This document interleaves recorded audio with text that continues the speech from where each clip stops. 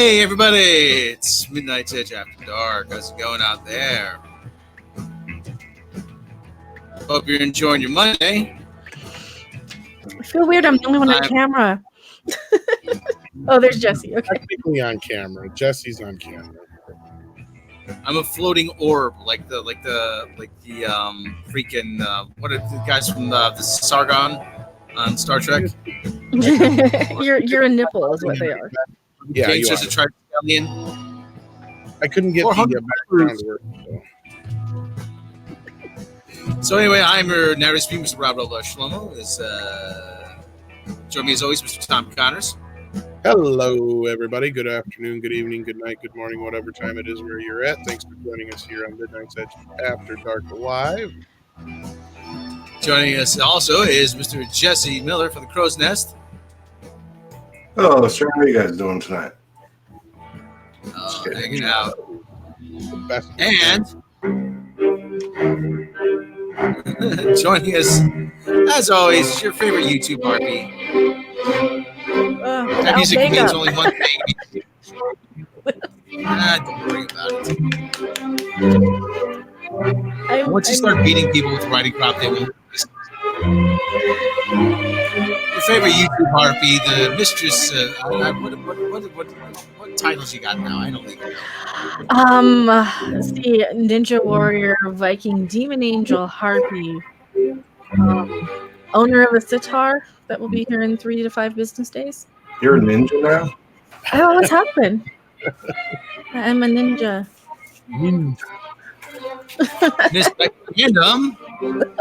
Because your mecha, does that automatically make you a robot ninja? Absolutely. Awesome. I have a Mikey Spock action figure too. Yeah. Why? What the living fuck? Who made that? Oh,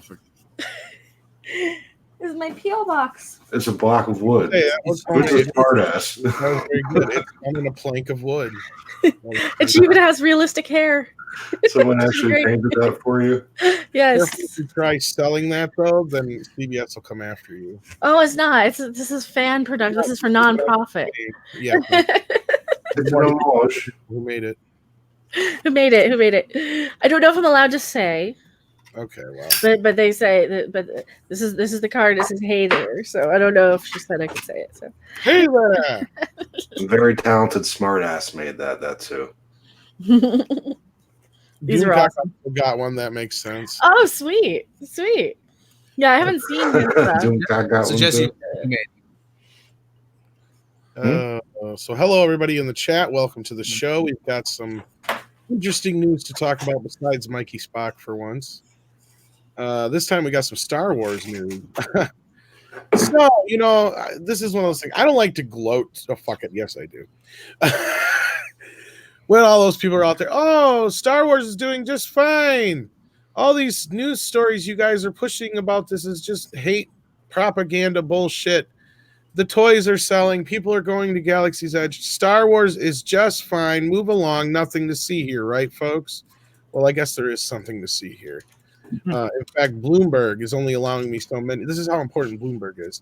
They're only allowing me like one more article this month, so I have to like make it worthwhile. And this is worthwhile, don't you think, kids? Star Wars is struggling to win a generation of kids. Rob, you can't wait to chime in here, obviously. Yeah, this comes file this under the no shit Sherlock. They did it to themselves. Well, we told them that. Yeah, 100 times. My kid don't care. He's 9. And he sure care. He used to. If you want more on this, go over to the main channel. Check out our video we have about some of the reasons why. But you give touch on that unlikable characters. There is another video coming soon that I think will touch more on this specific subject, but we'll get into this topic of the video at hand here in just a moment. This is actually a little bit unrelated, but related at the same time, I'd say. This is like the related. This is cause and effect. This is what happens when you disregard your original fan and expect a bunch of kids to come in and take up the slack for you. What do butts have to do with it? I mean, you said it's butt related. I like big Asian butts, and I cannot lie. Doing buggy. Okay. Well, anyway, especially in Dune buggies. Hey, 1066 in your okay, chat is right. Long live the holiday special. Well, that would be an awesome one. And I'll take the holiday special over the Last Jedi. Really would. Most people would make it a little bit longer, and I make no apologies for that. Dude, if they made it a little bit longer, they could have had Rue McClanahan come in for like a guest spot. Mm-hmm. Well, they weren't the Golden Girls yet. Yeah, but it's wait a minute, long time ago, and yeah, you're right. B. Arthur was still Maud, even though it's space. It's still not the future. Yeah. So anyway, Bloomberg has said, it's hard to say this as someone who grew up pretending to be Han Solo battling Darth Vader and stormtroopers to rescue Princess Leia. But it must be said, kids might not be into Star Wars anymore. Well, you think? Walt Disney, okay, before we go any further, didn't The Last Jedi get some kind of award being like the top mature movie of the year or something, like top adult movie? So anyway, not the good kind of adult movie. You said good adult movie. Walt Disney Company's note to self, book trip to Vegas for the AVN Awards. Mm-hmm. Oh, I've been there during those. I've been there. Like you, I was walking right through where all the porn stars were one year. Giggity. They seem nice. Yes, I did that on purpose because they commented on the photo shaking. That's because like every little bump and move I make makes it shake just a little bit. Walt Disney Company's underwhelming theme park attendance last quarter was the latest sign the intergalactic saga isn't resonating for younger generations raised on Iron Man and Fortnite. Really? Chief Executive Officer Bob Iger was so sure fans would be blasting through the door that he had instituted a reservation system for visitors to enter Star Wars Galaxy's Edge, the new attraction at Disneyland. It turned out not to be necessary. Star Wars toy sales popped with 2015's The Force Awakens, the start of the trilogy that united Han, Luke, and Leia with a new band of heroes, but have slumped since. Solo Star Wars Story, last year's spin-off featuring the backstory of beloved characters, utterly bombed. The Last Jedi, the second in the new trilogy, was profitable but fell shy of the predecessor's performance. The next installment, The Rise of Skywalker, who cares, will have the very future of the franchise riding on it when it debuts in December. Who cares? I don't care at this point about The Rise of Skywalker. Honestly, I don't. It pains me to say that. I'm pretty sure Lando's gonna die. Oh yeah. Oh, you have something to say to that, don't you? Yeah, I talked to him yesterday. Yes, you did. Why don't you say a little bit about that while we were at it? Well, first off, he looked good. He was in a hip red suit. Very nice guy. He had on some shades. He looked smooth. But I was like, are they going to kill you in the next movie? Or are they going to just like ruin your character for one of these other people or something? And like, he was like, no, man, no. But like, after a while, he was like, what do you want me to tell you the whole movie? And I was like, well, yeah. Because it's like, I do actually, because you got to get me there, man. Nobody's going at the moment. But I don't know. He made it sound like he hasn't even seen the final cut. He's only gotten the pieces of the script that are his. So he doesn't even know the whole movie. You know what I mean? So how's he going to tell me? But yeah, I'm sure he's got a hell of a better gist of it than I do. Right. So they might do something on the cutting room floor with him and eliminate him. Who knows? I don't trust him, though. I just hope they paid him properly. Hopefully they didn't, or hopefully they treated him with the respect he deserves, being an icon and a legend, and not what they've been doing with Mark Hamill. It's Kathleen Kennedy, so no, of course they did. You forget who's in control here. Yeah, the first thing I said to him when I walked up to him was like, dude, you're real Lando, not like fake-ass Lando. And we'll get into this just a little bit more, actually. We probably should have saved this for the next part of the conversation. But anyway, Rob, continue with this article so we can talk about this a little bit. Yeah. There wasn't supposed to be such a disturbance in the force when Disney bought Lucasfilm Limited in 2012 for $4.05 billion. It already had template for intricate web of sequels and spin-offs it hoped to create around the Star Wars brand. Marvel Entertainment, acquired 3 years earlier, had rolled out a series of interrelated movies with characters who went on to join up in the blockbuster The Avengers. Then Disney's most successful film ever. The films are supposed to combine with TV projects and the theme parks to create a virtuous cycle where fans get excited for each new iteration and can immerse themselves in the world of their heroes. There was every reason to believe Star Wars would have a similar path, with its endearing droids, otherworldly life forms, and minor characters like Lando Calrissian and Boba Fett, who inspired their own cult followings. Okay, and this is where they get to blaming the fans. Yeah, it sounds so good on paper for a minute, doesn't it? Until you realize what's really going on. Mm-hmm. Like fan sniping. This is where they blame the fans. Instead, some of the franchise's most dedicated fans have been sniping at the way Disney has handled their favorite characters from the old movies, and the new trilogy's heroes like Rey, Poe Dameron, just haven't inspired the same fervor among young people, with toy sales falling flat around each new installment.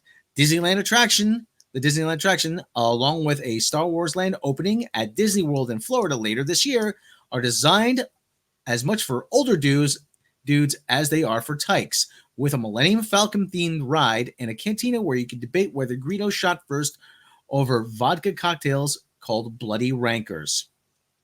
Iger has attributed disappointing box office figures to Star Wars fatigue, and he's pledged to slow down the tempo of releases, but that doesn't square with the success of Marvel, which reliably turns out a blockbuster every 4 to 6 months. Well, here's the thing, and here's the thing I would say. The big difference between Marvel and Star Wars is that, Star Wars is this big, expansive thing, but there's not a whole lot of characters in there that are interesting. The entire thing is about a guy and his dad. Really.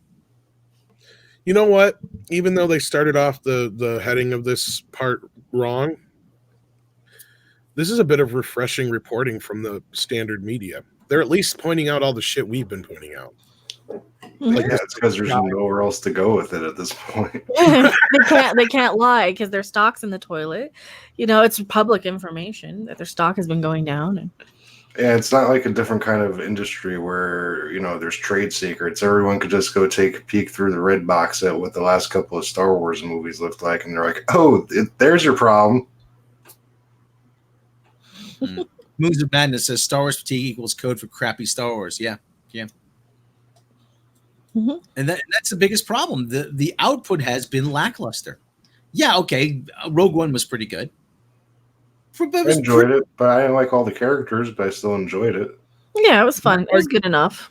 It could be argued that Rogue One was, but you could argue that Rogue One was fixed with reshoots and editing too. Yeah.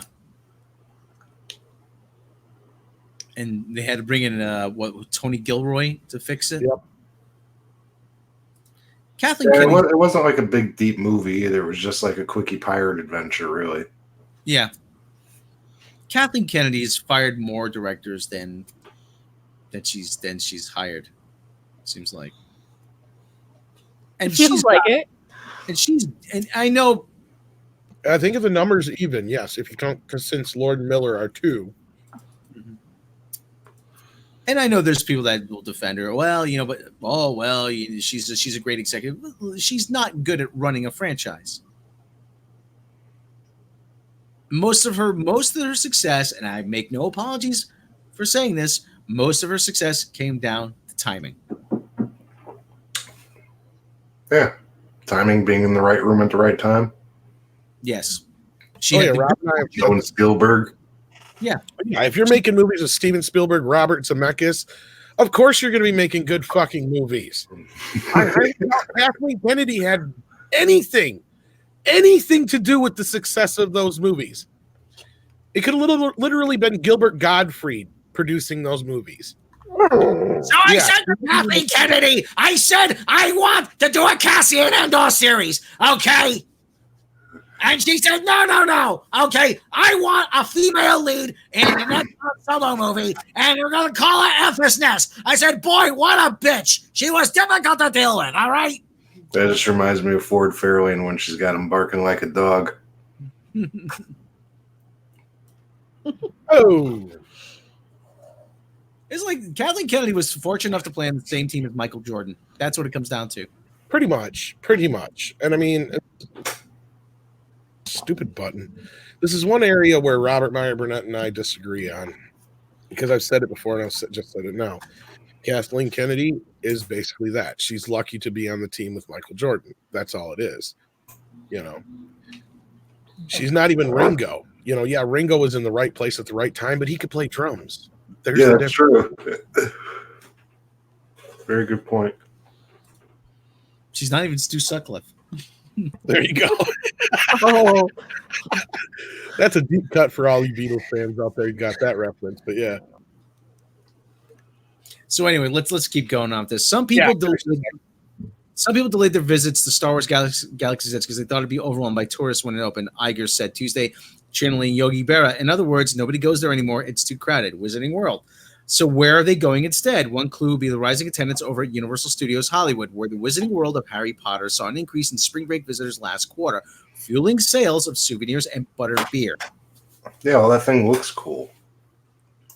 They made like the whole Diagon Alley and the whole school for people to walk through. Disney plans to parlay the robust Marvel properties into theme park attractions of their own, but isn't giving up on Star Wars by any stretch. Along with the rise of Skywalker, the company is debuting a live-action Star Wars TV series, The Mandalorian, later this year on its new streaming service. The Last Jedi director Rian Johnson is developing a new trilogy. Are we really going to keep pretending that's going to happen? And creators of Game of Thrones are working on a movie. We're going to pretend that's still happening. It's cute they think that. It's really cute they think that. They think Rian Johnson's still going to make a Star Wars movie. That's adorable. Well, they could make the projects and the same 20 people will watch them, then they'll go bankrupt again, and then they'll wonder why, and then they'll give them another trilogy. Try to work it out, you know? Well, anyway, it goes on. This may be a hiatus, but Disney spent a lot of money on Lucasfilm, and it's going to keep investing to make it a success. We build these things for the long term, Iger said of Galaxy's Edge, or as Yoda might say, patience you must have. So, but we got a super chat from Tim Riggs. Ka-ching. Tim Riggs, $4.99. I love the headline. Pro tip: winning over the next generation of kids is a lot easier when you haven't blown to hell what their parents like. Yeah. You know, and thank you very much, Ka-ching. You know, and I've said this before. I don't have any. Jesse, do you have kids? Yeah, I have a son. He's 9. He's pretty wonderful. I love him. He's very intelligent too. So like, the same things that bother you bother him, and he's able to articulate such things. He seems to have pretty good taste from some of the pictures you showed me from some of his costumes, Halloween and stuff too. Mm-hmm. Yeah, man. I mean, he's more apt right now to actually go and watch G1 Transformers or Garfield and Friends or like anything like. But it's not the shit they're putting out now. There's nothing on TV right now he's clamoring to see. You know what I mean? It's all old IPs. Oh, yeah. Well, that's because every time they remake something, kids are like, okay, this sucks. Then the parents will be like, oh, here, there's the original. And they're like, oh, this is actually pretty good. And you're precisely correct because, like, I have Boomerang, right? Boomerang is really great. It's $40 for a year. Go buy it. But that, like, he likes Garfield, right? So they'll have the CGI ones, and then they have the old series. And the old series is superior to the CGI ones, and he doesn't like to watch the new ones. I didn't force that on him. I left him in a room with it. Mm-hmm. Well, the CGI just looks bad sometimes, or cheap. It looks cheap, and like hand-drawn animation, as cheap as it still can kind of come across, it's still you have to have a certain amount of skill and talent, and it still took a lot of time to draw it, and there's some care and love that came from a lot of that they just don't have with this mass-produced Flash stuff and whatever, and CGI stuff. At least I don't think so, but I don't think so You know, either. Yeah, I was gonna say I feel a lot of the CGI animations feel soulless. Sorry. yes. Yeah, exactly. Yeah. Same thing with like all the remakes and reboots. It's all just soulless. Like a lot of it doesn't look like the actual characters have physical weight in their own universe, and it breaks your suspended disbelief when somebody could draw a guy holding an apple and it looks like a guy holding an apple. Mm-hmm. Well, one of the things I said is that, you know, and you probably went through this with your son. If I had a kid, son or daughter or whatever, I would love to have taken him to see Captain America. Mhm. First adventure. This, you know, we would, yeah. So this is Captain America. I used to read his comic books when I was your age. Really? Oh yeah, I got on really. this stick with all the different tickets from everything. I save everything for when he's old or when I'm old. Yeah. See, that's awesome. Yeah, but You like know, pretty much you every can't- Marvel movie, man. Yeah, well, too bad we're not gonna be able to do that for much longer because it's all about the trend of shit. Yeah, they all started with Captain Marvel, though. They just had to do it, and now they just screwed themselves over and shot themselves in the foot. So I'll go watch Looney Tunes and it's Three Stooges. It's okay. Well, no, the they Looney make Tunes movies. Black- Or they every time they make these movies, though, they make money. But how much of it are they actually, you know, just deferring marketing funds to? You know, hey, we've got all this marketing money, or we have this extra money. We'll hire this PR firm, and we'll take it out of the PR budget from this other thing. So You know, they like they're pumping in so much money to make these movies that they are too big to fail at the end of the day, because, you know, I keep hearing reports of people saying, oh yeah, we sold 25 tickets online for Captain Marvel and nobody's here. None of the people showed up. Yeah. that's Well, just shady. That's more like fraud. Oh yeah.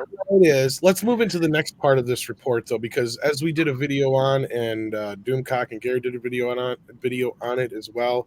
I don't know. Did you do one on it, Mecca? I can't remember. About I've the whole- talked about this like for like probably months and months ago about how I also think Whoop.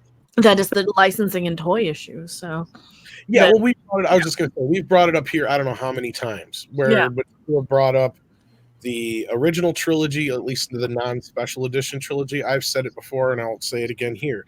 George Lucas has complete say over whether or not those are out there, and there has been 2 public screenings in the last I don't know how long of the original version of Star Wars, and I think George Lucas had to sanction both of those. Again, we have a situation where George Lucas still has a lot more control than people think. Mhm. We're going to be doing another video that's going to bring to light a few other things about the whole situation that hasn't been out there before. So I don't want to say too much right now. But let's talk a little bit about this whole royalty thing and how this actually probably plays into why they're trying to avoid using the original characters so much. So you're going to explain terms in the Galactic Senate. Hey, and it's a better Star Wars movie than Star Wars. I have a very low confidence in Disney. Vote of no confidence. So Rob, you narrated the video. Andre wrote it. I sat there and said, but we're missing so much shit. And Andre's like, there's like 2 more videos here. So just cool your tits. Yeah. But yeah, I don't know how much truth there is to this rumor that's out there, but certain aspects of it do make sense. And I will reiterate, it doesn't matter who owns what, because Disney, okay, ironically owns Marvel, right? But they still have to give credit to and pay royalties to the people who created the characters that they use in the Marvel movies. Mm-hmm. That is why when you watch the movie, it'll say so and so is created by on the title screen there, you know, in the credits. Star Same Trek, thing- based on Star Trek by Gene Roddenberry or something like that. Exactly. Yeah, well, it's the same thing here with George Lucas. No matter what happened with the sale of Lock, Stock, and Barrel or not, George Lucas created all those characters in the first trilogy and the prequels, for the most part, outside of the few that Kasdan probably came up with. So he's going to get royalties until he dies, and his kids will get the royalties after that. It's just there's nothing you can do about that. That's almost like a given thing in Hollywood. So I've seen a lot of comments that were like, well, how does that work? How does that work? That's how that works. Now, some other people brought up the whole issue of Solo and Rogue One. Solo, first of all, is not the Solo we know. He's more than 25% different. It's young Solo. Everything in the movie, if you notice, like Chewbacca doesn't look exactly the same. There's things that are different about him. The Millennium Falcon's a little different. Lando's younger and different. There's things here that they're making different enough to where I'm sure that they can carve off some of whatever royalties they would have to pay George Lucas. Now, George Lucas has always had his finger in the pie as far as merchandising. Anybody who knows George Lucas knows that he's first and foremost about the merchandising. I used to call him George Toy Boy Lucas. Yes, he wouldn't even. That's the one stipulation he gave Mel Brooks when Spaceballs came up. He's like, you can make the movie, but you cannot do merchandise. And as far as I know, until he took over Lucasfilm, I did not see one bit of Spaceballs merchandise, and now I have 2 T-shirts. All of a sudden, since Disney owns Lucasfilm now. But anyway, yeah, the only thing I saw was the soundtrack. Well, yeah, the soundtrack doesn't count though. That's an ancillary thing to the movie. Yeah. That's not a toy. That's not a T-shirt. That's not, the stuff they made fun of in the scene. And that was probably the inspiration for that scene as well, I'm willing to bet. But there's more to this that I can't get into right now that we know about. But I will say this. I don't think Lucas gives a shit about anything to do with Star Wars. I don't really think he cares too much about even the royalties so much. I do believe that Disney will do whatever they can to avoid having to pay him more than they have to. Because another thing everybody's not saying in this is George Lucas owns more stock in Disney than any other single person. Does he? He's going to get money no matter what. So yeah, go ahead, Rob. Well, Tom, it's as long as they keep the checks coming, they could piss on me when I'm on fire. It's just. And why does he sound like Kermit the Frog? Because he does sound like Kermit the Frog. You better do better than I do. So I'm gonna lay some shit out here now. I didn't really care. I just was gonna give it away, and that's the truth. We got that from a reliable source. But the taxes were going to cost too much, so I had to sell it. And ended up with a bunch of stock in Disney. And then all of a sudden, I call them white slavers for some reason in the news. Something's up. Something is up here. We don't know all the ins and outs yet. We're trying to figure it out. But I have a feeling that, yes, this is true. Lucas does get some kind of residuals no matter what. He still has some say over the original trilogy. I don't think Disney gives a shit if they release the original trilogy or not at this point. But if he didn't have any say over it, they would have released an unaltered version by now. I guarantee you that because they know there's money in it. So, yes. Yes. And another one from Tim Riggs, another $4.99. Thank you so much, sir. We got a super chat here. I got to get this one. Rob? Yes, Tim Riggs, the $4.99 residuals / licensing / etc. to Lucas, plus using the SJW stuff to try and shove acceptance makes way more sense. Wealth has always driven decisions. The part of the things is that, and I know I always quote Gary from Nerdrotic, but Gary does do a lot of videos about this, and he is right. Hollywood is 2 years behind the curve. There was a survey a couple years ago asking, are you interested in comics? And 54% of women said yes. So now that means we're seeing the fruits of that. Not do you like comics? Do you read comics? Are you interested in comics? Mm-hmm. Not even do you buy comics? That's the important question. Yeah. And it's been proven time and time again, the audience they want doesn't show up. They're trying to choose their audience now. And they're doing it with characters that nobody likes. It's impossible to like. Right. And I don't want to stick up for JJ, but from what I know of the original script and some of the rumors I heard, JJ wanted each one of these trilogy movies to highlight one of the OG characters, and that would set up the new characters for their own trilogy. But Disney insisted that they kill off the old characters and push the new characters up front. Sorry, Rob.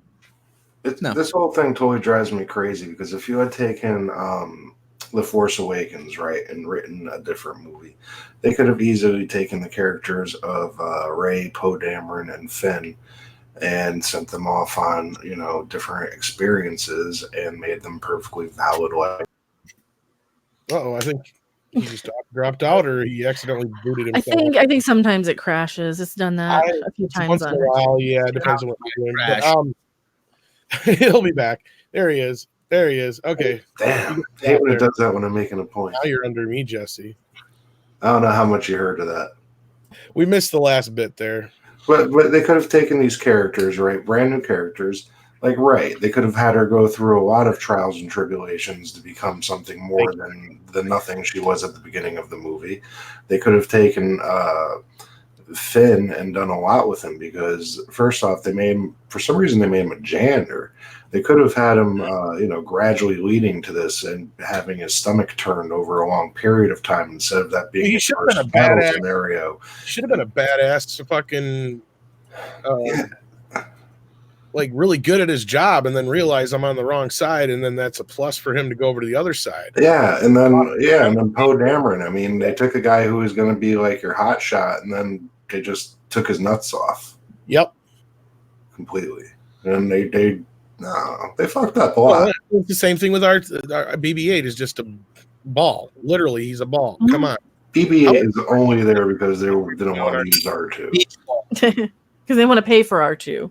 Exactly. Or they want to make money off of something other than R2. That's the point. And that's the thing here. We got another comment on there, and I hate bringing these ones up because they're trollish, but it needs to be addressed.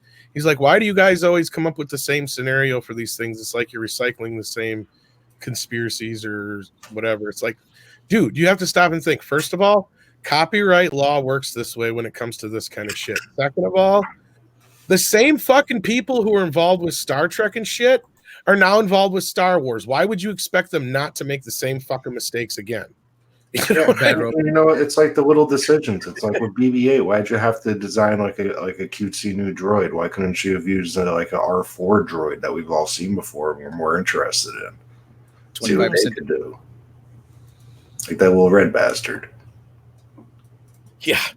Well, that's just it. It's like, duh, folks. This is JJ's MO.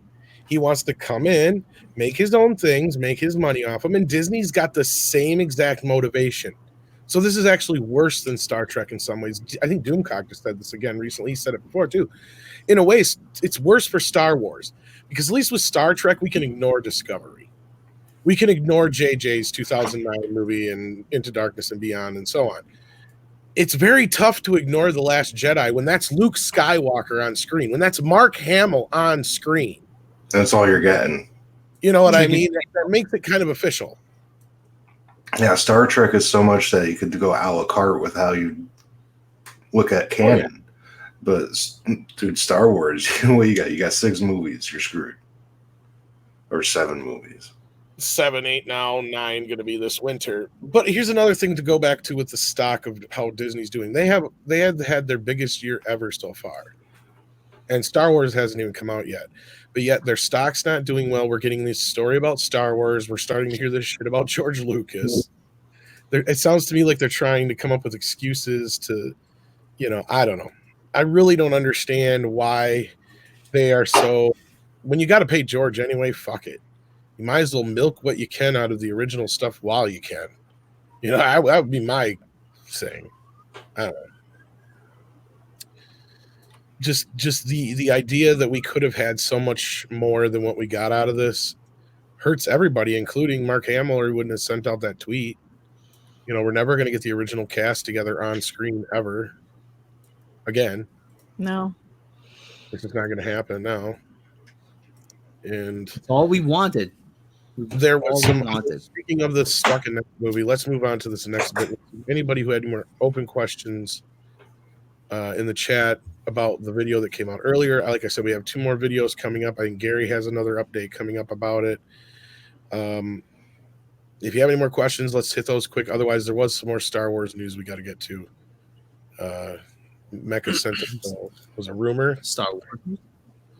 Oh, there's so many Star Wars rumors. There's rumors that Rey's gonna rise the Death Star. There's rumors that she's a clone. The clone thing is coming up.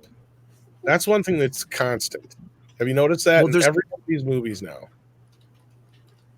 What? Mm-hmm. Somebody has made some clone rumor or come up with some clone rumor that somebody is a clone of Vader or Anakin or something or other, and or the this one has been mostly a clone of the Emperor, and now the latest one about Rey that Mecca sent us earlier. Mm. The only rumor that I'm really interested in is whether or not Luke's going to be alive somehow.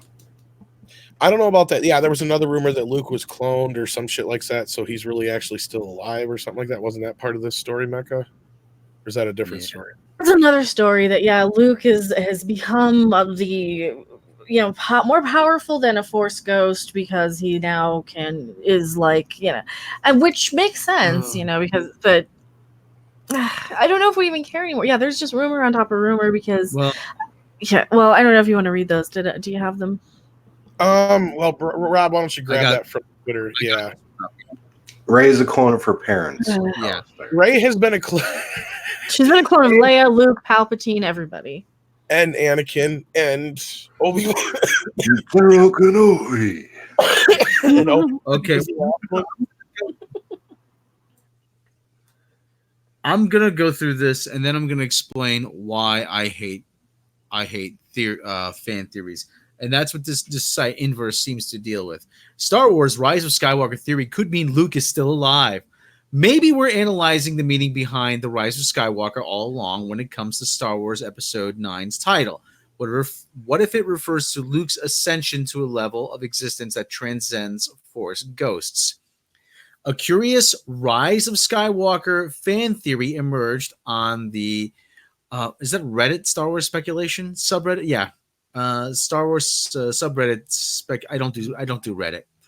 Sunday from the definitely not an official user Ryan Johnson official.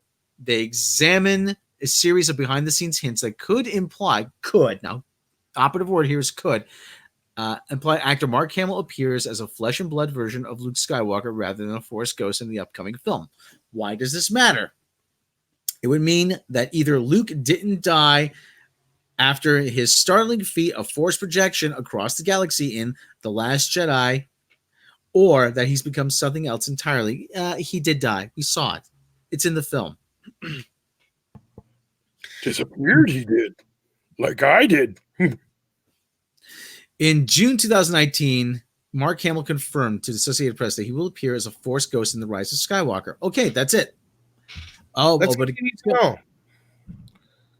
This new fan theory wonders how and why Hamill will be able to talk specifics. Is able to talk about specifics of his role in the franchise that is only outdone in terms of secrecy by the Marvel Cinematic Universe. All of Disney's major productions make actors sign non-disclosure agreements to prevent leaks and spoilers. Yet here Hamill is casually confirming huge plot points. What gives? Okay, do I have to read this? Okay, here's first of all, Hamill's like a kid on the last day of school on graduation day. What the fuck are they really gonna do to me? Seriously, yeah, they could take him to court. Yeah. What's he really giving away? Nothing.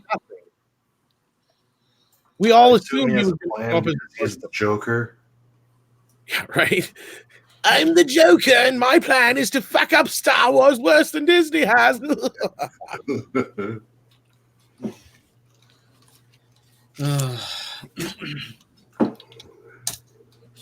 me tell you, Rob, we hate fan theories. You and I both. Okay, so let's say why we hate fan theories. Okay, well let's rifle through this. Okay, first evidence that a fucking fan theory. Okay, I'm waiting for this because I know it's going to be valid. Evidence that Luke is not a Force ghost. Post filming, Mark Hamill had said the reason he's back in Rise of Skywalker is, quote, only because of that peculiar aspect where if you're a Jedi, you get to come back and make a curtain call as a Force ghost, end quote. I put to you that describing his role, even with this degree of specificity, specificity, is a breach of his non-disclosure agreement. No, it isn't. Look at any other Star Wars stars interviews. You will see they're hesitant to describe their role at all. Even a basic outline like this. I think Mark Hamill has been given permission to push the Force Ghost angle precisely to throw at us. 2, 5 months of pre-filming. Luke once said that his favorite fan theory, it's not Luke, it's Mark Hamill, was that Luke has been transported, not died, at the end of The Last Jedi. He seems not to have repeated this theory since, almost as if he was told not to. Yeah, 3. that's all because of the hand. 3. From memory, neither the novel, the comic, nor Ryan Johnson's commentary on his death scene at the end of The Last Jedi explicitly use the word death, die, etc.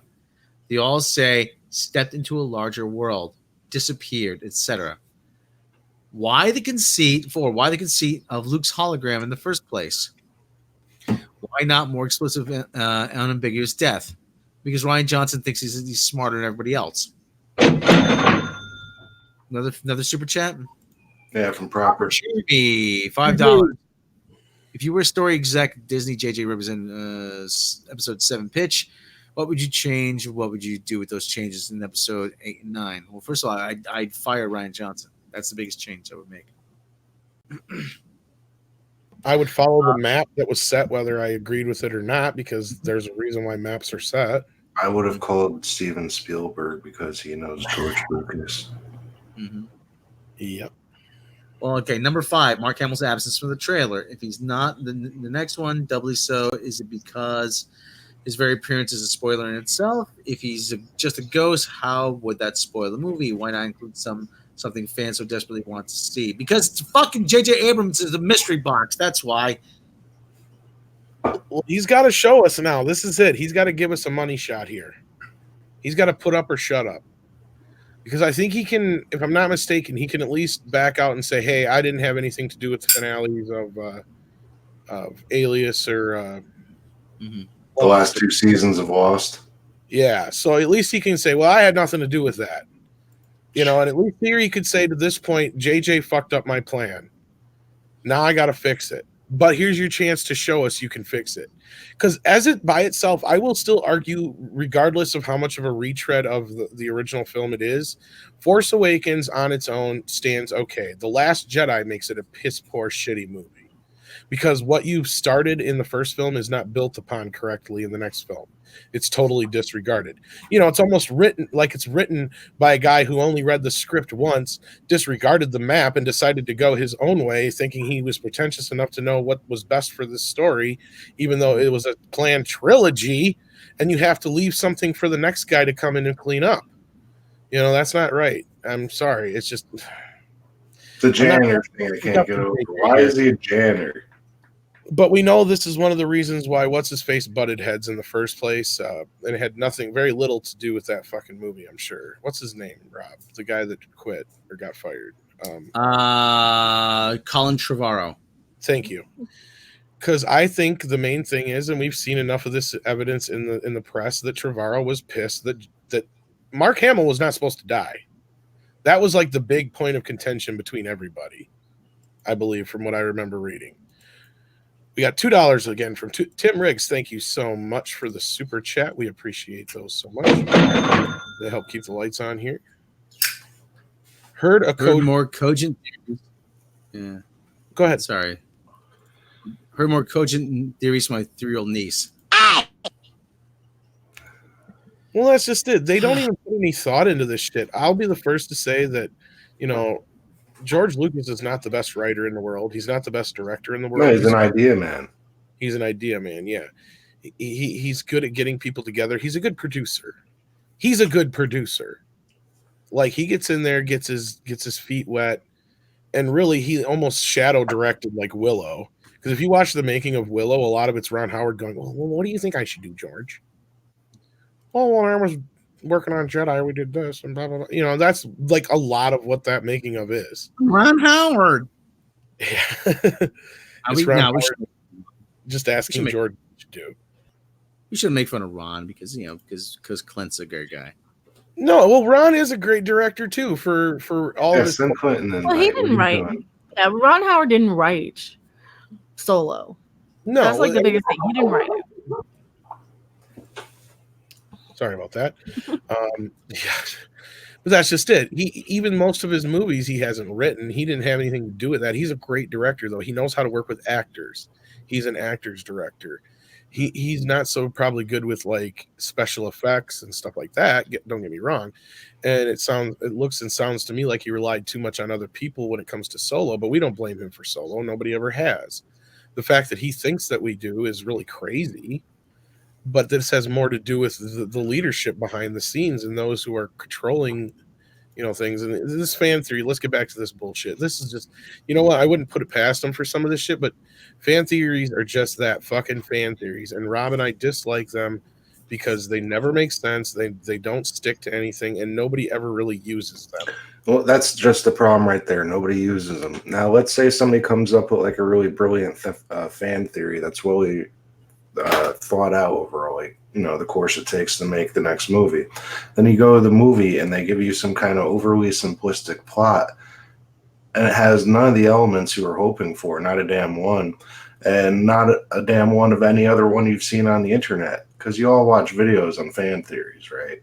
And there's some good ones and there's some stupid ones, but when you actually go and sit and see the movie, there's no mythos being presented whatsoever anymore. It drives me crazy. That's the one thing to where when I was actually seeing the first time watching The Last Jedi in the theater, I was just like waiting. And then I waited till the end, and then that was it.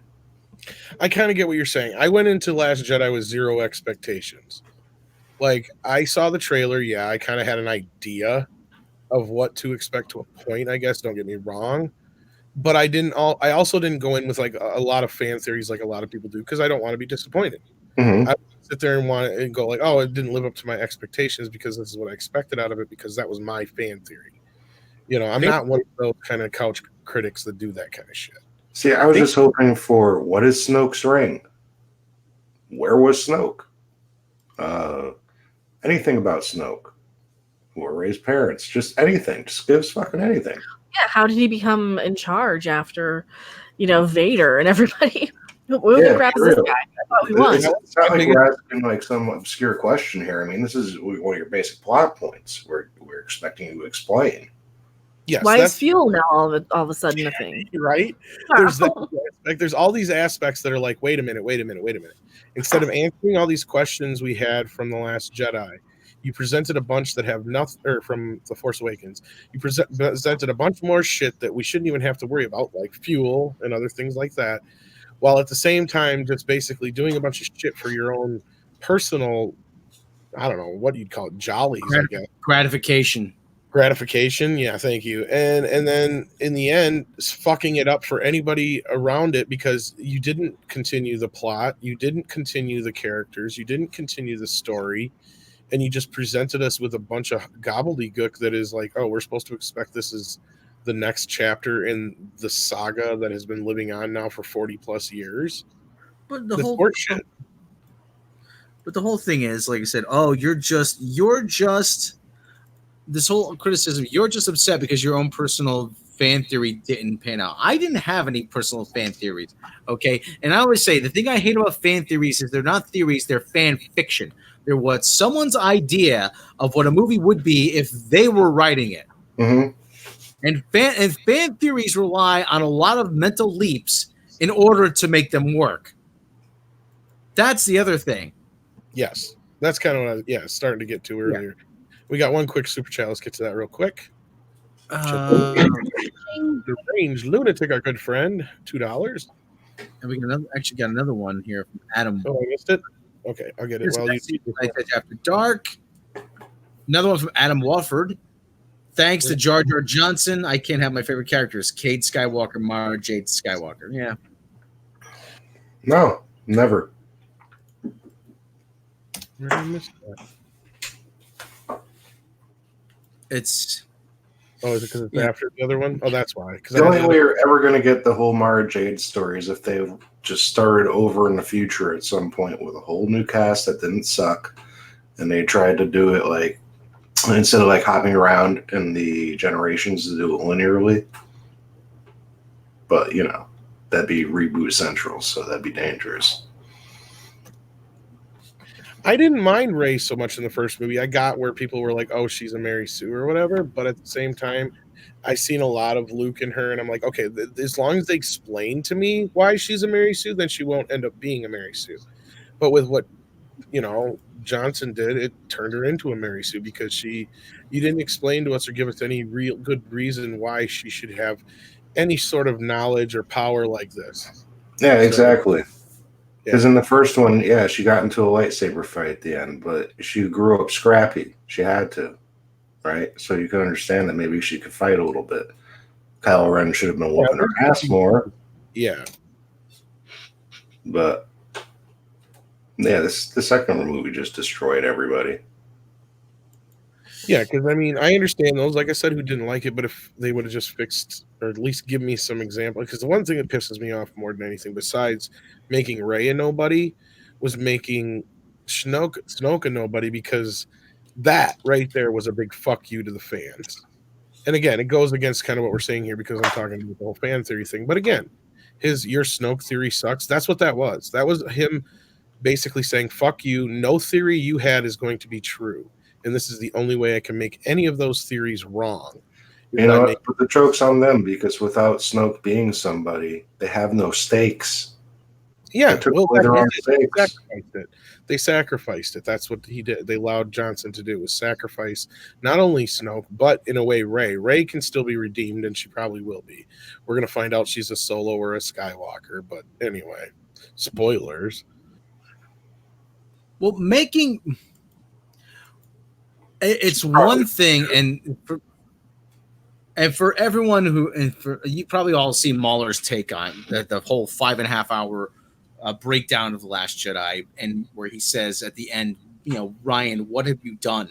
And that's really the main thing you need to watch. It happens in about 48 minutes in the last chapter, but making the characters nobody is not subverting my expectations. It's just flipping off the fans. That's all it is. Exactly what I was saying. And that's how the only way he could make not only your Snoke theory, but your Rey theory not mean anything. That's how nobody's theory could be correct.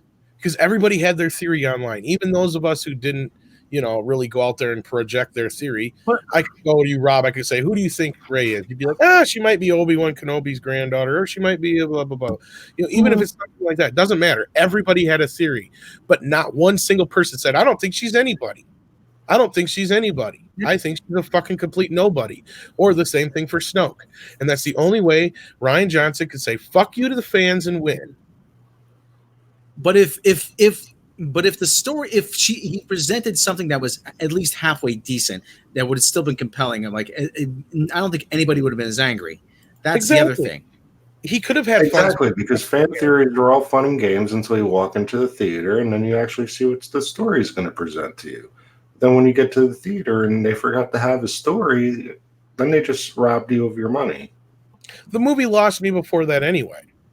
The movie lost me the moment Leia didn't die at the logical point in the story, where if you're going to kill Leia, that's where she should die. Yeah, that really annoyed me. I'm like, what? Wait, why is she, what? I got the bike right jump placard. I was fully prepared to cry and get my Carrie Fisher / Leia thing out of my system at that moment. We needed it. I think I needed it. And dude, it would have taken Kylo from emo to bad guy. Yeah, and you left him a door open to redeem himself by like, holy shit, I killed my own mother and father. What is wrong with me? Kind of thing. You know what I mean? Yeah, you're right. They totally fucked that up.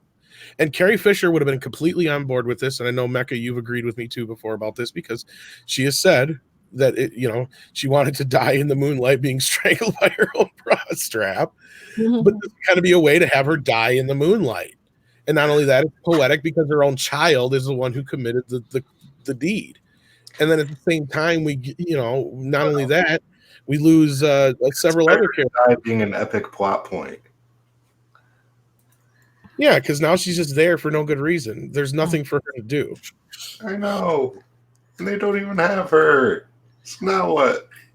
Well, and even if it wasn't Kylo killing her, even if he hesitated and the people behind him killed her. Exactly. That was the other thing I said too, I think once too, is at least you gave him yet another open door to be like, wait a minute, I'm on the wrong side here, kind of thing. Mm-hmm.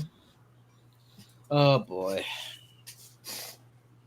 That's character development, folks. That's something that's lacking in Hollywood big time now, and that's the problem. Uh-huh. When you let inexperienced idiots write this shit, when all they know how to write is soap opera bull crap, or their dad wanted the action figure to be in episode 9.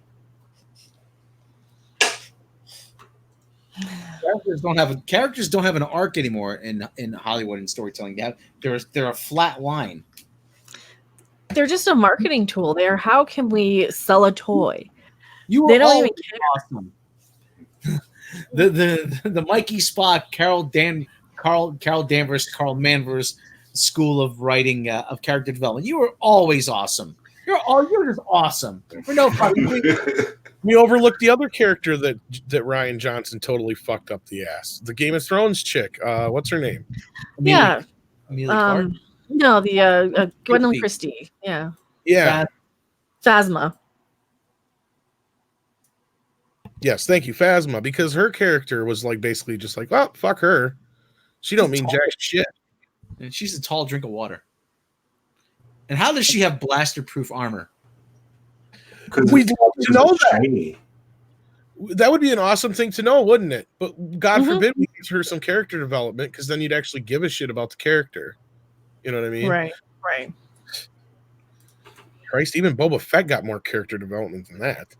Frack off Felger carb. Kids don't play with toys no more. Adults collect them. Okay, here's an observation I made a while back. If we're all old enough to remember playing with Star Wars toys, aren't we? Mm-hmm. Hell yeah! What did we like to do with those toys? With those toys that we played with Christmas morning or whatever, or down the line. I got a good example. Around, smash them My together. favorite playset was Jabba's Palace. There you go. And what did what scenario? What did you like to act out? From Of Jabba's course, Palace? the Jabba's Palace scene in Return of the Jedi. That's the problem with that movie. It peaks before. What? But that brings me to my point. What scenes are there in The Last Jedi that kids want to reenact with toys? The milk. Yeah, they want to relive. They want to what? The milk drinking scene. Yeah, go get a balloon, milk, and some food coloring. You'll reenact that scene. Adam Watford, $5 super chat. I like how Metal Gear Solid 2 did Finn's story better. Finn's storyline should have been better than Rey's having a child soldier's breakaway. Yeah, that's what I was saying. You give the guy some conflict. He's actually good at his job. He's good at killing people. He's a great stormtrooper. But guess what? He finally realizes, oh, wait a minute, this is not right. Something happens to him, or he loses a friend, whatever. You know, like. And you got that Black Widow backstory where you got the red knowledge you're trying to erase. Yep. And instead, they turn him into nothing but a coward. Yeah, and comic relief. Getting zapped by Yoko Ono in a potato sack. Oh, but he helped let the space horse monkey frog things go. Which was wasted time that could have been spent on some other character's actual story. At least we made them hurt. Yeah, those kids that you left, that you didn't even bother to free, they're going to be the ones getting beaten as they clean up the mess. Yeah, you thought about that too, right? They're going to beat those fucking kids for that. They might kill them. Yeah, or at least best case scenario, like Rob just said, they're the ones who are going to have to clean up the fucking mess. They freed the horsies, but they didn't bother to free the kids. Fuck them. They have to learn a skill. Right. Well, we ain't got no horses left to race. Kids, get out there and run. To be fair, the space horses were adorable. Yeah, they were stolen from what was it called? The Last Guardian. They looked like Trico from The Last Guardian. Yeah. It just defeats the purpose, though, if you're going to leave the enslaved children. At least Qui-Gon made sure he got the kid out. You know what I mean? He did. Yeah. He couldn't get the mom. Yeah, he wanted to get some pussy. But he's like, you know what? I'll get the kid. The kid is more important. I'll get the kid out. I'll cheat. How do you know he didn't? Who knows? He could have went back for some space pussy. I don't know. Space pussy. He is Qui-Gon Jinn. He is probably a drinker. He's a bad influence on Anakin. He's had to sit and think a lot of his life. He is Liam Neeson, so I'm sure he gets a lot of space pussy. He was still a bad Jedi. Didn't he play Rob Roy? he was a bad Jedi, but he was a good fucking character, and I think he did. Yes, Yeah. that was one of the He is few a drink. characters in the original movies. Was like, yeah, he's a Jedi, but he doesn't go with the flow, and that was they at least made that a part of his character. Was that he was not an average Jedi, and then that bled into the teachings that Obi-Wan had, that bled into the teachings that Anakin got. You know, is that Obi-Wan was not trained well because he was trained by a Jedi who was basically like a Jedi who was barely a Jedi, and he probably would have been ousted if he did anything worse. Like if he did one more drunken stupid thing, he would. If they would have known he cheated and got Anakin, they would have thrown his ass out. You know what I mean? Like there's no way he would have gotten away with that. Do you think there were Jedis that were drunk and they were good, really good at what they did? Yeah, Qui-Gon Jinn. That's how he got his name. No, seriously though, I'm sure. Yeah, which translates to I drink gin. Regular. $2 from Tim Riggs. Box office predictions for episode 9. It's a tough one because let's put it this way: as things are now, if the movie sucks, and early word of mouth is the movie is just as bad as Last Jedi or worse, it's gonna possibly be the first major Star Wars movie to not crack $1 billion. But that's unlikely. It's probably gonna crack $1 billion. Now, if the movie's actually good and JJ pulls one out of his ass, it could make $2 billion easy. It could give Avengers a run for its money, but I think it's too late. I think it's way too late for that. I don't think anything. 32.50. Yeah, it'll make about $32.50. Well, for this movie to be good, to me, it would have to be like 3.5 hours long at this point to fix everything. Knowing JJ, he'll use time travel. But this is the thing, though. There's nowhere for this story to go. There really is. They pretty much wrapped it up, and that round-headed bastard pretty much wrapped it up in the last movie. There's nowhere for it to go. Hey! That's right. You rounded it up. Son of a bitch! Hell yeah, man. He's got, what do they got? Like a dozen people left? A shitty old ship? Deranged Lunatic sent us another super chat. I like this. Leia milking Jabba. Is that what you're looking for? Yes. Yes, indeed. That would be some killer porn. That's like tentacle porn almost, isn't it? There's half a dozen people left on one ship. What the hell kind of resistance have you got? A rebellion? That's why they got to go find Lando and sacrifice all of his people and drag him into it again. He's like, I gotta show you fucking kids how it's done. Here, kid, hold my Colt 45. Let me show you how. You know. Oh yeah. By the way, when you walk up and meet Billy D. Williams, you can get the Colt 45 picture from him, which I think is just awesome. Okay, that's awesome. Did you see Vic? I guess he was at somewhere this weekend in New York, He's a great guy. He's a great guy. isn't he? He's so sweet.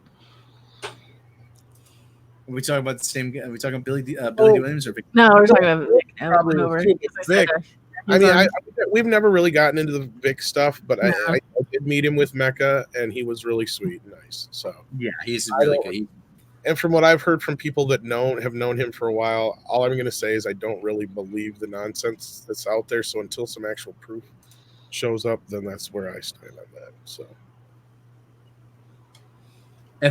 Wondering Lisa, episode 9, Tico takes charge. Yeah, Tico's nowhere to be found in any of this. she's chilling with Jar Jar. Just because we don't care about her. The only Tim Riggs, $2 super chat. The only episode 9 I'm watching is the Brazzers parody. Yeah.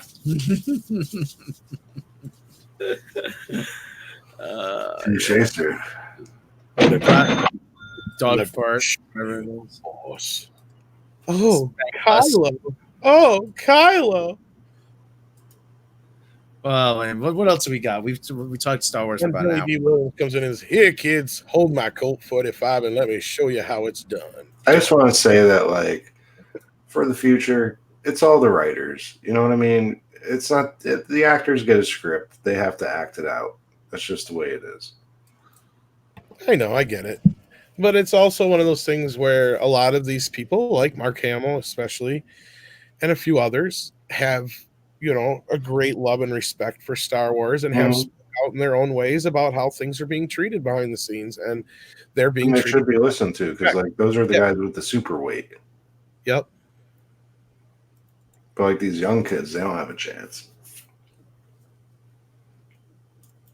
Well, I mean, the article we just shared, and not the fan theory one, but the one about kids aren't interested in Star Wars, and then the shit that we've been saying forever now, and I get sick of talking about this shit, but it's like, we fucking told you, you're not going to get an article like this.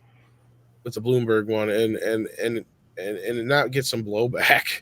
It's been a big, we fucking told you so for a year now, but you guys have attacked us as fans, calling us wrong. Where is this imaginary audience? Where is it at? Where are all these people coming out for your shit that you said that everybody loves and adores?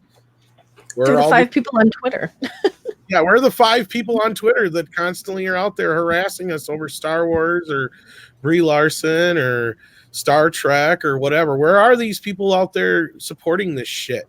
Well, there was the one guy, Mecca showed me the one guy who's been very critical of us. He actually did go to Star Trek Las Vegas. Mm-hmm.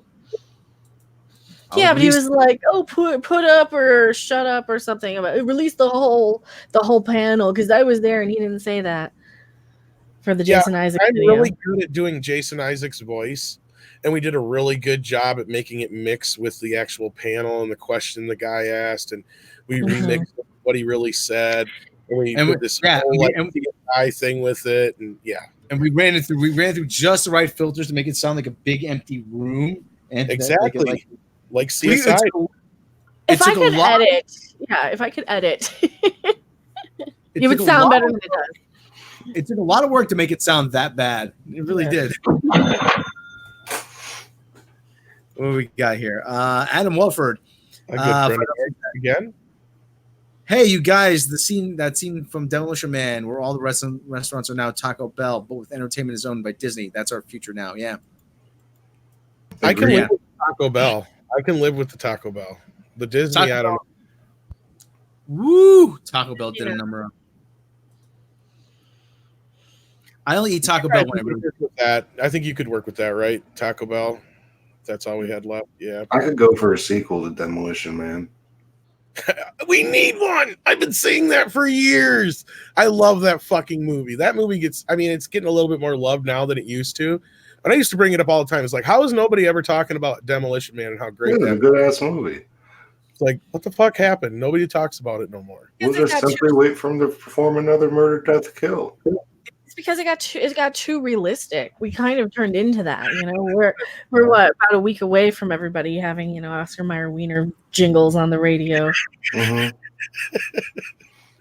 The only place anyone could even view a gun is in a museum. That's right. To the museum. I'm still waiting for my Taco Bell, damn it. Hey, Dennis Leary's there. He's got rat burgers. That's right. Dennis Leary's in the future. Can't be all that bad. That sex machine sucks, though. What about the Woody Allen sex machine? Sleep. That's old. The Orgasmatron. Yeah. It's been a long time, dude. That's a great movie. Super Chad. Plus getting fined for violating the verbal morality standard. 45-year-old virgin eating a banana broccoli shake, singing "I'm an Oscar Mayer Wiener." Nope. Might as well marry him, Marge. He knows all the words to the Wiener song. The 3 seashells. Of course, we've all thought about this. I think they're actually buttons. Didn't you say, Mecca, what the 3 seashells are for? I thought they were supposed to kind of separate and scoop. Yeah, that's what you said. Yeah. I think they're just buttons you push for a bidet. I was going to say, I figured you just flip them up and there's buttons underneath them, but I never really put that much thought into it, I guess. I think everybody's put that much thought into it. This is something I hear over and over again.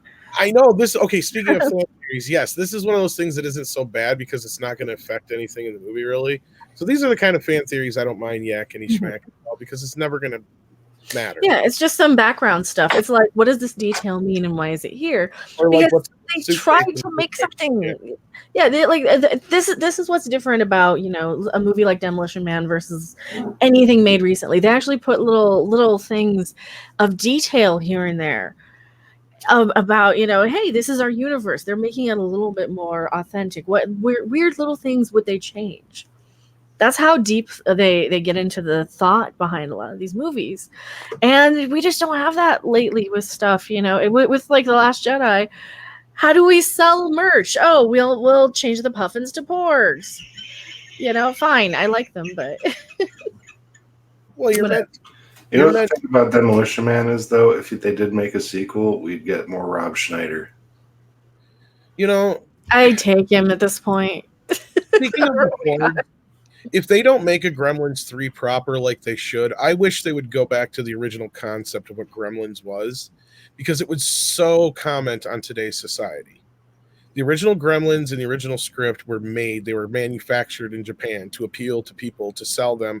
It's got like a lot of Little Shop of Horrors into it, and in a way, like how like people are supposed to want a Mogwai, but a side effect is they turn into fucking gremlins or they burst into flames when you get them in light, shit like that.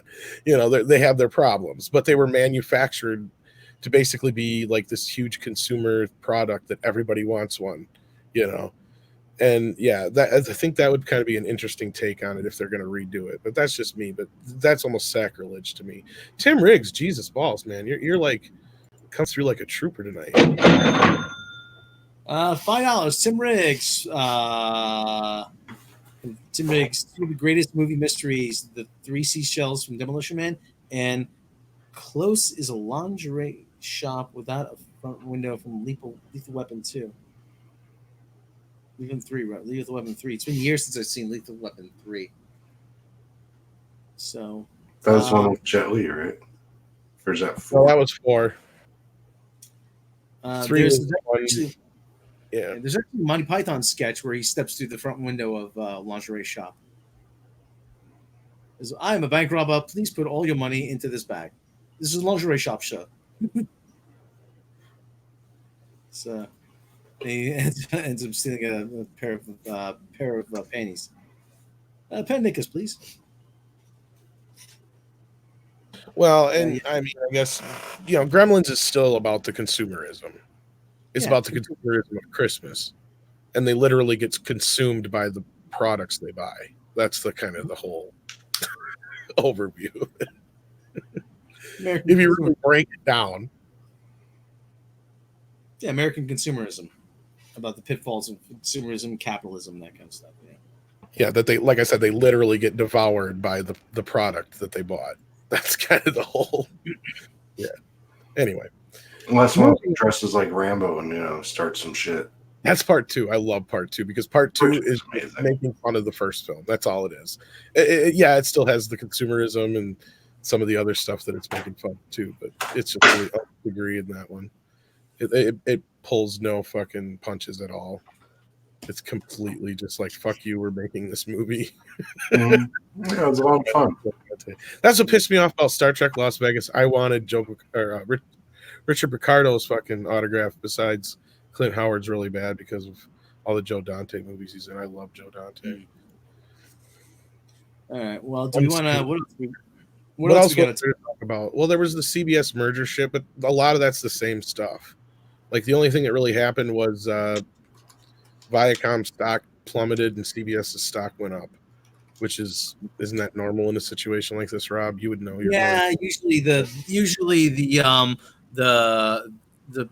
stronger the companies, their stock goes up, and the weaker the companies, their stock goes down in any kind of merger.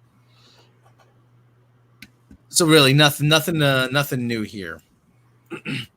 Not until after the merger is signed, done, and did. According to Deadline, both of their stocks sank.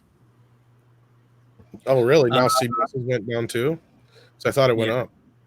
Updated closing stock prices. CBS shares slipped 2% after early gains, and Viacom's dropped 5%. Okay. Monday, as investors reacted to word the companies were near the finish line in their merger negotiations. The board of both companies worked through the weekend to hammer out terms of their long-expected reunion. Reunited, and it feels so good. The amount of stock being exchanged by both companies remaining the sticking point. So they're finding they're just trying to decide how much stock is going to change hands at this point. Yeah, well, it's a lot of I's and T's and all that shit. Little Shop of Horrors. That reminds me, Mecca brought it up again in the chat here.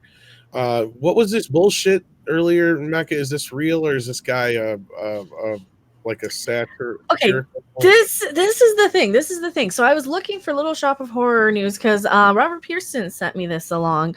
He says, according to Matt Lucas on the radio in the UK, Universal says they're rebooting or remaking Little Shop of Horrors with Jay-Z as the plant and Anne Hathaway as I think they're gender swapping Seymour or something, but that might be just him because I didn't hear Matt Lucas say that. But and Anne Hathaway starring.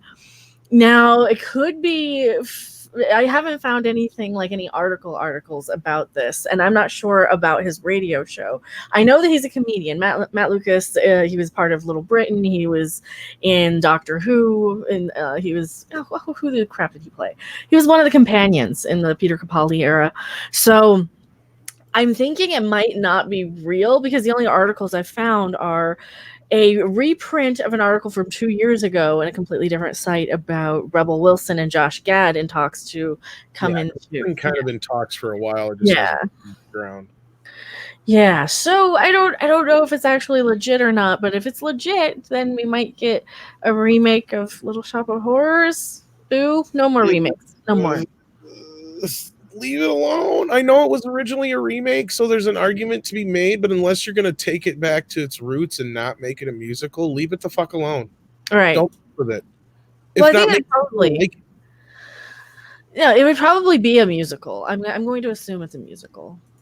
Yeah, and they're just going to destroy it. I'm sorry. The two versions we have of the Rick Moranis version are perfect. Leave it alone. Does that mean we're going to have a very rappy Little Shop of Horrors? That's really annoying. They tried to make Little Shop of Horrors into rap. I don't know if you guys remember the very, very short-lived Fox animated TV show called Little Shop. Audrey Jr. or Audrey 2. They called her Audrey Jr. in the cartoon, again, probably for licensing reasons. But he would rap in every fucking episode. And Seymour was like a little kid. And Audrey was a little kid. It was fucking weird. Was that in the early 90s when they also had the Flintstone kids and yeah, it was like 91, I want to say it came on. 92 maybe. It's on there. I think it's on YouTube somewhere. Yeah, Tom and Jerry kids. They were doing that to everybody back then. I have that now, Mecca, by the way. You got the Audrey? You got the Audrey? Yeah, Don't I got remake. it for cheap. Yes, leave Audrey alone. Does it make noise? No, this one doesn't. No, sadly, it should sing. That would be awesome if it just said "Beep." No, you just hold it up to the camera in front of your face and start singing. Yeah, Black Phoenix remembers it. Yes, it was fucking terrible. It was terrible. Do you remember that cartoon with Wayne Gretzky, Bo Jackson, and Michael Jordan, where they're like superheroes? The All-Stars or whatever. Yeah, whatever it was called. Yes, I do. Sadly. Peak 90s cartoons. I was looking at the 90s. I outgrew cartoons, so. Well, there's some bad ones you missed. Well, except for like Animaniacs and Freakazoid, the ones that were like Vaudeville and Monty Python, those were good. Animaniacs were just standard ones. I grew up with standard ones, but I got this thing for like, especially in the 90s when I was older, like if it was based on a movie, I always had to check it out at first just to see if it may be worth a shit. And normally I would just be like depressed. Yeah, I never watched any tie-ins. It was like video games, like based on shows. They were always terrible. Well, the 80s had some decent tie-in cartoons, at least. I mean, Teen Wolf wasn't bad. Billy it was all right. Was awesome because they had the actual voices and everything. I liked the Beetlejuice cartoon. I think I like that more than the movie. Awesome. Yep. I have that on DVD. Yeah, I need those. I like those. I like the Beetlejuice. $25 on eBay. Get for about $28. Very good. Actually, Walmart for $25. Yeah, she never watches anything. I want him to stick them on my shelf and like those I would probably get because those are kind of hard to find. See, that's just the thing. If you ever feel like watching an episode, you want it to be on your shelf so you could just go pick it up and put it in. And that's the thing.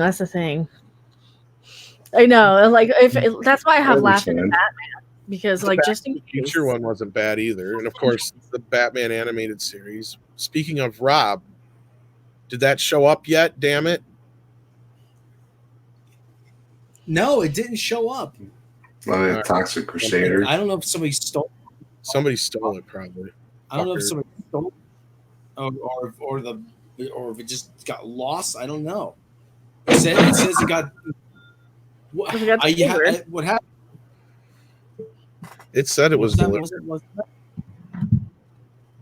Yeah, I checked because the mailman usually puts it between the door, the screen door, and the normal door, and the front door. And I checked, like, no, it's not. It wasn't in there. I even looked in the little, no, you know, it's people. Sometimes the people in the front, they take it and they bring it inside. And no, it's not no dice. It's just I don't know what happened to it.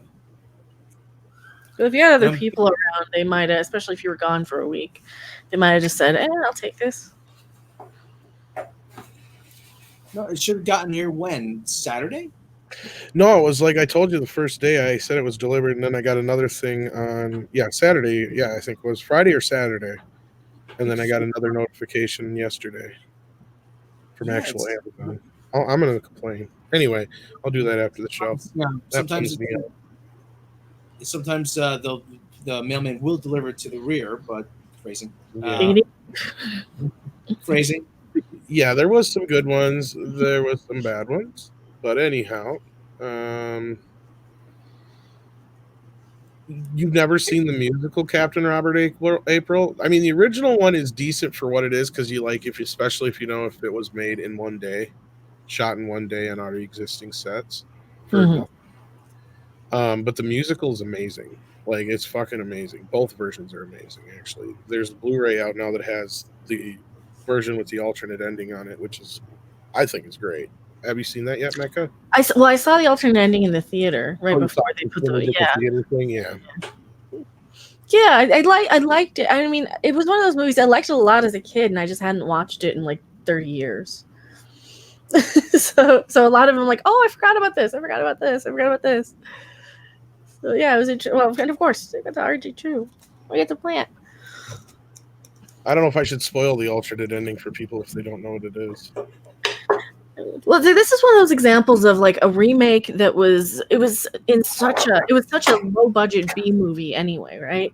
It's one of these little obscure, things, and then they brought it into mainstream and they changed it, and now it's in color, and now it's a musical, and that's what made it really, really interesting. They changed it enough, but still kind of kept it in the spirit of the original. Oh yeah, especially the alternate version. Yeah, especially the alternate version. And, you kept it in the spirit without harming the original. And that's what something like Discovery or something doesn't do. That's what a lot of remakes, reboots don't do. They just kind of cannibalize and cash in on, and this one they were like, how can we make this into something more? How can we elevate it? Yes. And they don't do that a lot. And I mean, I don't like a lot of I'm not a big fan of like the producers. I didn't like that musical. I didn't really care for the Hairspray musical even. But this is one of those situations where this lent itself to that so well, and it just worked, and it's of its time. And to remake it now, to bring it back around to what we were talking about in the first place, I don't know if it'd be the same. To me, it would just look like that Grease or that Rocky Horror thing they did a few years back to me. Yeah. I mean, even that, I would be a little bit like, well, whatever. I can ignore that because it's just one of those stupid live TV things you guys are talking about. Yeah, that would be different, maybe. But I mean, well, they're doing that with The Little Mermaid. If you missed that, yeah, no, I didn't, and I tried to remind a few other people about that when they're like, "Oh, the remake of Little Mermaid." I'm like, which one? They're doing yeah. There's two of them now. Speaking of remakes, they're having another live action, live singing, and then the cartoon behind them, sort of thing. Seriously, what the fuck? Boy. And they've got and Shaggy, Boombastic Shaggy is the crab thing, and do they think they're Rocky Horror or what? Yeah, that's what I said. And they've gone ahead and they've swapped out. From a ginger white girl to somebody who looks like they're in the movie now, which, okay, you just blew your wad on this, right? You just shot your load on this for free. Why are people going to go see your movie now if they're going to see what if people misconstrued one for the other? That would be amazing. Yeah, like totally like that's what I think is going to happen because they're going through with a race swap on the live action thing too. So that's the only thing that's going to differentiate it from the original. And you're doing it in this live action thing, and now you're just going to give this away, and people are going to be like, well, I don't need to see the movie now. I hope that happens. I do. That would be I do fun. too. I do If too. I'm people laughing. totally ignore the movie in theaters because they're like, oh, I already saw that on TV. Mm-hmm. I think that's what's going to happen. I really do, because it's not that different. You know, the only thing that made that remake original, they're doing on the live action thing. So who cares, right? Okay, so is this real from Fragoff Falker Carb? Is Queen Latifah playing her in the musical TV version then? Because we already know Melissa McCarthy is the one who's supposed to be playing Ursula. Yeah. Queen Latifah is. Let me dig up the Entertainment Weekly article here. See, now that actually was one I think I said before would have been a better choice than Melissa McCarthy anyway. Well, yeah, but they have her on. They have her on this. Let me see. Or they should have got somebody like, I don't know, what's his face who does the cross-dressing comedian. Nathan. What the hell's his name? Divine. He's on stage in like high heel stuff. RuPaul? Eddie Izzard. Eddie Izzard, thank you. They should have had him play him because the original Ursula was based off of Divine. And I think it would be a little bit more fitting for somebody like that to play the part. That's just me. I think we already have a Little Mermaid and shouldn't have a new one. And I love seeing the people lose their minds on Twitter where they're like, "You're just mad because this and that." I don't care one way or another. I'm just laughing at all these people who are going to get confused now. But yeah, I linked a couple of articles here. And it's Eddie Izzard, for those who didn't hear. Yeah, that's what I was thinking of. Yes. Well, you know, the thing is that so many people just they want to go to a movie. So Yeah, they go that's in and right. they look at what's up there, and then they just blindly go as they walk in That's through the not door. wrong. And the same Yeah, way they you're- walk out the People door. just show up. They're like, "Hey, it's 7:00. Let's go see a movie. What's playing?" Yeah. I don't know. We'll figure out when we get there. And as a parent, I'm sure Jesse knows what I'm saying when I say this, even though he has better taste and so does his kid. But as a parent, you're going to go to the theater. Oh, what the fuck's playing? Oh, shit, Lion King. Okay, I know that's safe. I know that's Or safe. you're supposed to know that's safe. Exactly. You know. Well, yeah, that's what I'm saying. You're expecting it to be safe because it's Disney, because it's synonymous with quality. You know the Lion King because you saw it when you were a kid. So you think, okay, my kid's going to get into this. And that goes back to the Star Wars thing, too, is a lot of parents drug their kids to these Star Wars movies and they just didn't care. My kid, like, I'll go with you because I had an extra ticket for Force Awakens because one of my friends dropped out. Mm-hmm. And he was not interested in it at all. He likes the first movie. That was it. He really hasn't been that interested in any of the other movies. And by the first movie, I mean A New Hope. Like, he actually sat through A New Hope. Otherwise, he has had zero interest in the movies otherwise. See, that's funny because because it's in the zeitgeist and all that shit. But other than that, yeah. I think Empire Strikes Back is the best Star Wars movie. I agree, but it has no impact if you already know that Vader is Luke's father. True. That's where the impact of that movie comes from. Now, it's a great movie as far as how it's structured. It reminds me a lot of how, like you can compare and Rob will like this, how you compare the first Avenger to the Winter Soldier. I feel like that's a good comparison when you compare Star Wars to Empire Strikes Back. They have that same kind of tonal shift. I agree with that. Makes sense. Mm-hmm. I was waiting for Rob to say more than but yeah. Mm-hmm. I really can't. I really don't have much more to add to that. I mean, He probably has to pee or he wants to go or watch porn. So yeah, we'll probably wrap this up now. We got $1.99 from Not a Band account. $1.99 Not a Band account says, does episode X have time travel and Kylo become Vader? Oh yeah, there was that rumor that Vader showed up. Now, Wait, I what? would too much stock into this. Vader. A number of things, because anybody remember the whole thing in Force Awakens when the whole scene got cut out, where in the background of Rey's vision she saw Vader and Luke fighting, and it was a stand-in for Luke. Does anybody remember this? I know we reported on it, Rob. I can't remember. Yeah. But yeah, that dude looks like he's a Hobbit. So don't even know if this could be a vision somebody sees. There was the original part of Force Awakens that was cut out where the whole thing with Kylo, what he was doing, and they should have probably left it in no matter how stupid it sounds, because at least it adds some character development and some reasoning and plot development, in that he was unbalancing the Force, Kylo was. And what he was doing is that's where Hayden Christensen came in. They were going to have him come in, and Anakin's Force Ghost was going to keep phasing between Vader and Anakin because Kylo was taking the balance of the Force out. So at one point he would be Vader's Force Ghost, and another point he'd be Anakin.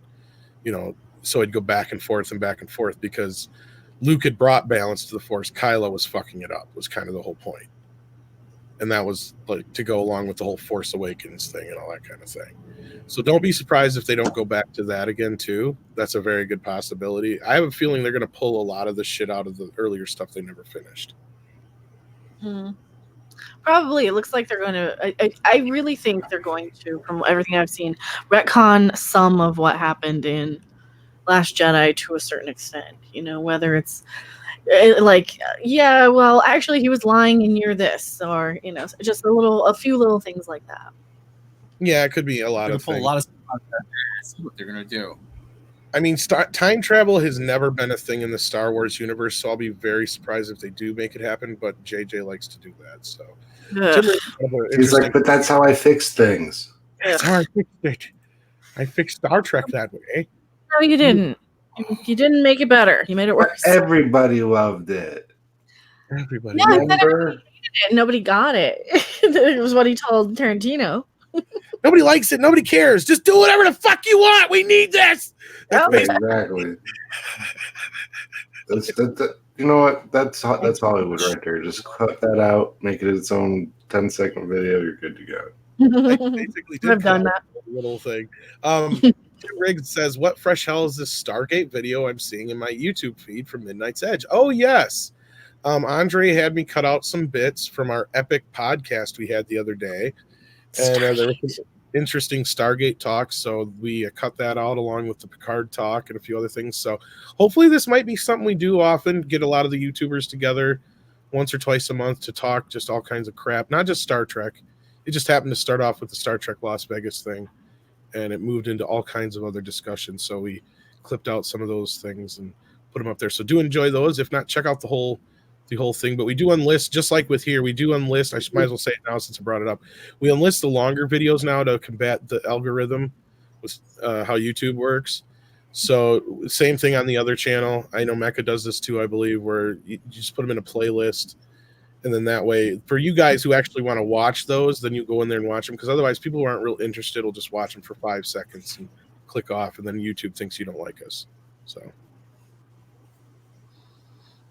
watch the whole thing.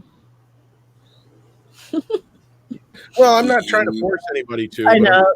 See, Yeah, now I'm not worried that like I've got a 1 minute video coming up, 1.5 minutes, and I'm thinking, is that too short for the algorithm? No, it's fucking worth it. But maybe we'll add. I can help you add some stuff to it. I've already got it set to go. I don't know. Let it go, baby. Let it go. It's Picard. We got to see it. I almost want to show it here. If you want, I mean, I can. Show it here first. You got it covered up here. Then you can premiere it on your channel. But we can show it through like the thing here, like your thing.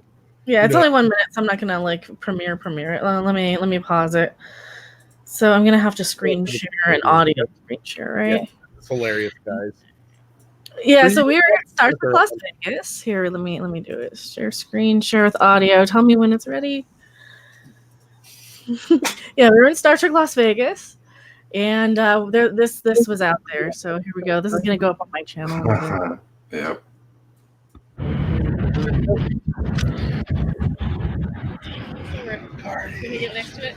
Hello, this is Old Man Picard, and this is Macarandum in front of my favorite dune buggy ever. See? It's a dune buggy. These are what I love. And she's okay too. This is Macarandum 42. But this is a dune buggy. Shut the hell up, Poppy. Look at the wheels. Take your medicine, Old Man Picard. No, and it's got rockets. No boobies for you. Oh, damn. It's got rockets. Look, It does. It's got I love rockets. that they labeled the warp drive. Dune buggies with rockets. Why haven't I thought of this? Somebody get me a pen. I gotta write this down. Locusts. Oh my God, there's locusts. That's a whole one. A whole one. So hey, there's Macarandum, and this is Jesse Miller From High Strangeness. from High Strangeness. Say hi. Hi. Hi, yeah. That getting there. They are in front of palm trees At the nerd show, and a dune buggy. which is awesome, by the way. And don't forget about the dune buggy. Come say hi to us at Star Trek Las Vegas. But the dune buggy. We love the Dune Buggy. So check that out on Becca's channel. She'll have that up here shortly, I believe. So you can Watch share it a million times and share it with everyone. Sure. Yeah, it's only like a minute, so Share it with your friends. Share show with it your to your enemy. pets. Yeah, enemies, pets. Hope you guys like that. That was a lot of fun to see a Dune Buggy at Star Trek Las Vegas was just too perfect. Right? Same shirt. No, that's not the same one today. This is a. But Jesse's wearing the same Oh, shirt. Jesse is. Yeah. Okay. I think my Pink Floyd shirt's in the laundry. I like your Pink Floyd shirt. Though. Dune All buggy. right, folks. Rob, take us out of here. I think it's time we shut her down. That was Yeah. amazing. Shut it down. Shut it all down. Shut it down. If you like what we do, what that? Is that the corn? What's that? No, that's Audrey too. Audrey too. What we've been talking about the last 20 minutes, Rob. Back there. Okay. It's on my amp. From Little Shop for Horrors. Okay. If you like what we do, like, subscribe, hit the bell icon. Go to the main channel, like, subscribe, hit the bell icon over there. If you're already subscribed, make sure you're still subscribed because YouTube has a bad habit of unsubscribing people. If you really like what we do, check us out on Patreon. All kinds of bonuses, bloopers, outtakes, lost episodes, behind the edge making videos, my 10-minute stand-up set, and more. If you don't like Patreon, we have Subscribestar, and you can always support you can always support the channels directly through PayPal. That's the thing there. That's a ticket. They want Supreme Burrito Supreme Beef Supreme Leader, whatever the hell his name is. Yeah, you gotta turn your camera on for that. The Supreme Leader is he's actually in hiding right now. That means He's Rob. in meeting. All right, guys, let's get going then. I guess we can't have the Supreme Leader. The Supreme Leader he's actually in. Oh, there he is. He had to get his pants on. Yes, Supreme Leader. Supreme Leader is what does he lead? He leads the Pencils Jihad. That's what it is. As you know, you will subscribe to Midnight Edge and Midnight Edge After Dark. The Supreme Leader. Yes, and the Mecha Random and the Jesse Millers. Mecha Random, tell them about your channel. It's Mecha Random 42. I'm your favorite YouTube harpy. Subscribe to me. I'm trying to hit 42,000 so I can have a big party. And I have Audrey too. Supreme Leader loves big celebrations. Usually does. Jesse Miller, tell them about your channel. Oh, I do whatever I want. Have people come by and talk. Sometimes I stream video games. Sometimes I make little videos. He dropped out again on himself. You can also check out Jesse on High Strangeness from time to time. I think almost every night, actually. My secret police must have gotten. Here he is. He's back. There you go. Yeah, I get kicked offline whenever I use StreamYards. Yeah, it was my secret. Is he using Google or what are you using? Chrome. Really? That's sad. Yeah, I know. So check us out. Check out all of our friends, Egotastic Fun Time, SC Reviews, Doomcock, The Burn Network. See, I mentioned him this time. You remembered? Yes, I remembered. Supremely Decrease, you will subscribe to Merry Mayhem. Check out Professor Geek. Matt He's the Kadish. good kind of geek. Who else? Matt Kadish. Matt Kadish, Captain Robert April. Creepy little book. Come watch me and Jesse. Creepy little book. Yes, the creepy little book. Yeah, tonight's Aztecs at 1:30 a.m. Eastern Standard on Creepy Little Book, High Strangeness. I have rather large finger left. You know what that means. He likes poking. Big gloves. Big gloves. Yes. Means big gloves. You will be back with the next broadcast of the Midnight After Dark. The Supreme Leader has decreed. Yes, we will see you Wednesday at 7. And we all know what that's worth. So, very well. For myself, for Mr. Robot Stroman. Supreme Leader, you look like you got bunny ears. What happened? You got bunny ears, sir. Hey! Don't let me get my The faster we can get the hell out of here. Just so you know. I'm trying to play the music. People are mocking the Supreme Leader. No, we're not mocking you. Well, yeah, That's we my are, but- music. Wrong music, damn it. Wrong music, but that's all right. You forgot to play Mecca's music before anyway. No, I believe Mecca's music before. We'll catch you all next time. Not for her exit. Bye, Supreme Leader. You talk to me that way, you third-rate tot. I'm McDonald's. I'll talk to you any way you want to. Butts, and I cannot. I like big Asian butts, and I cannot lie. That's correct. And I also have Every bullock needs his own show. a dune buggy. Ask Mecca.